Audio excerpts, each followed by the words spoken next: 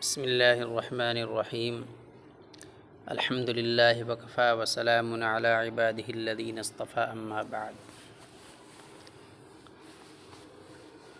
یہ سلسلہ موضوع اور من گھڑت روایات کا چل رہا ہے۔ اس میں اب تک 19 روایتیں بیان کی گئی ہیں، ایسی روایات جو موضوع اور من گھڑت ہیں لیکن وہ روایات عوام کی زبان زد ہیں۔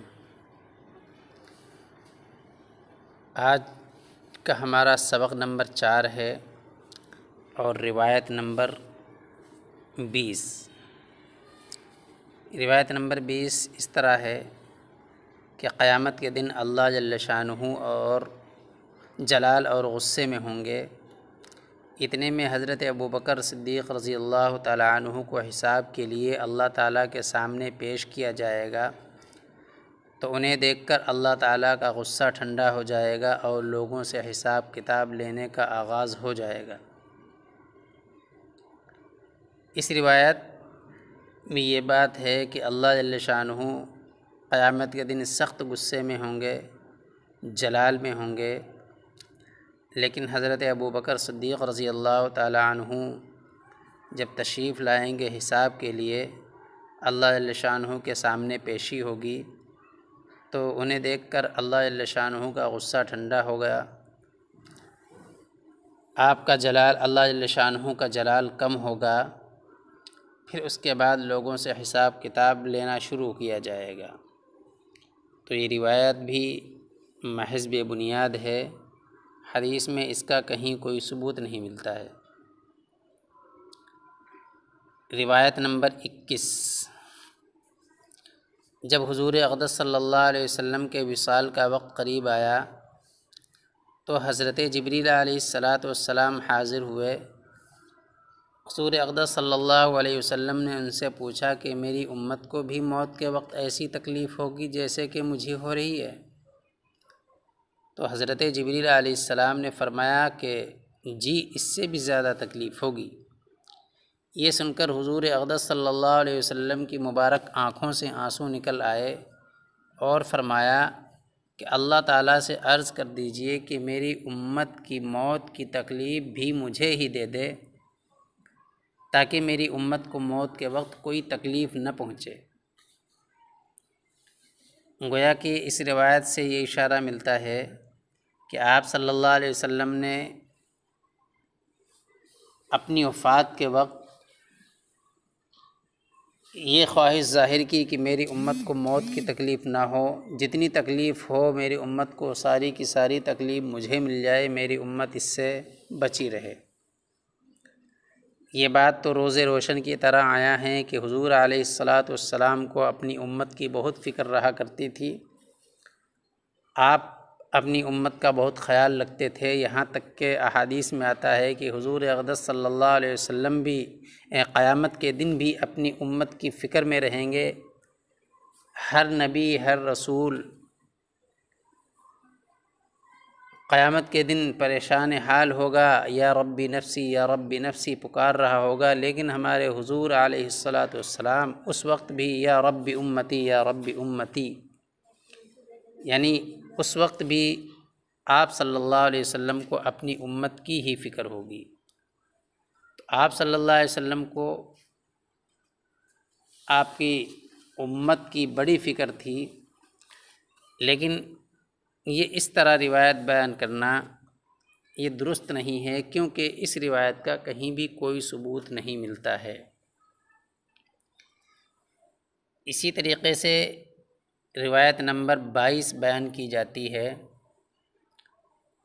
کہ قیامت کے دن ایک شخص کو جنت میں جانے کے لیے صرف ایک نیکی کی ضرورت ہوگی، وہ شخص اس نیکی حاصل کرنے کے لیے، ایک نیکی کی ضرورت ہوگی، وہ شخص نیکی حاصل کرنے کے لیے اپنے رشتہ داروں، احباب اور اس شخص کے پاس جائے گا جس سے اس کو ایک نیکی بھی ملنے کی امید ہوگی،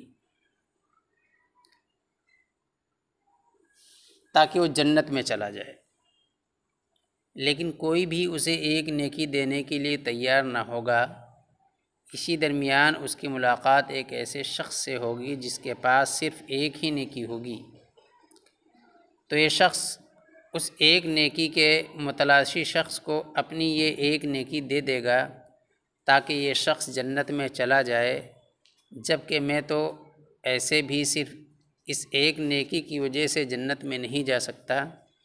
چنانچہ اللہ تعالیٰ اس شخص کے ایثار کو دیکھ کر بہت خوش ہو جائے گا اور ان دونوں کو جنت میں داخل کر دے گا۔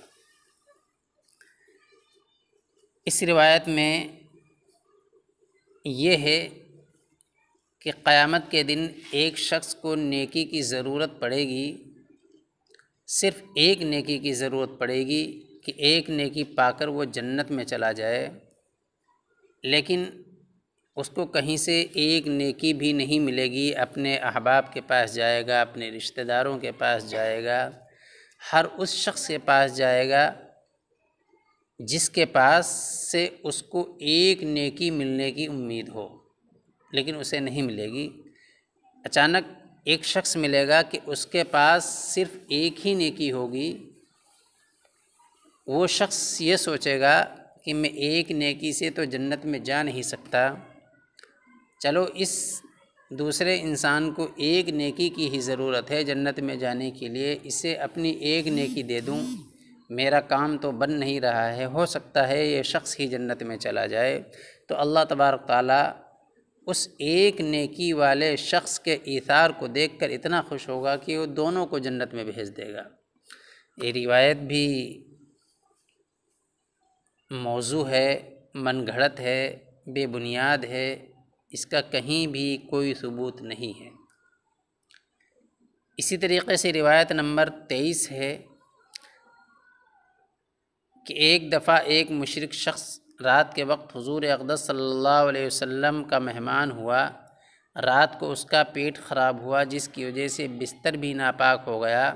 صبح حضور اقدس صلی اللہ علیہ وسلم نے خود اپنے دست مبارک سے اس ناپاک بستر کو صاف کیا، چنانچہ وہ مشرک شخص یہ حسن سلوک دیکھ کر مسلمان ہو گیا۔ تو یہ روایت بھی موضوع اور بے بنیاد ہے۔ روایت نمبر 24 اس طرح بیان کی جاتی ہے کہ جس حاملہ عورت سے اس کا خاوند راضی ہو تو اس کو نماز پڑھنے والے، روزے دار، خشوع والے، اطاعت کرنے والے اور اللہ کے راستے میں جہاد کرنے والے شخص جیسا اجر ملتا ہے۔ تو یہ روایت بھی بے بنیاد ہے۔ اللہ تبارک تعالیٰ ایسی عورتوں کو بہت اجر دیتا ہے۔ حاملہ عورت ہے، اپنے بچے کا بھی خیال رکھ رہی ہے جو پیٹ میں ہے، اور اللہ تعالیٰ کے احکام بھی پورے کر رہی ہے، اپنے شوہر کے حقوق بھی ادا کر رہی ہے۔ تو یہ بات تو اظہر من الشمس ہے کہ ایسی نیک عورت جو روزے نماز کی پابند ہو تو اللہ تبارک تعالیٰ اسے اجر دے اور اجر بڑھا کر دے، لیکن اس طریقے کی روایتیں بیان کرنا یہ درست نہیں ہے کیونکہ اس کا کوئی ثبوت نہیں ہے۔ اسی طریقے سے روایت نمبر 25 ہے کہ حاملہ عورت کو درد ذہ پر اس قدر اجر عظیم ملتا ہے کہ جسے مخلوق سن نہیں سکتی۔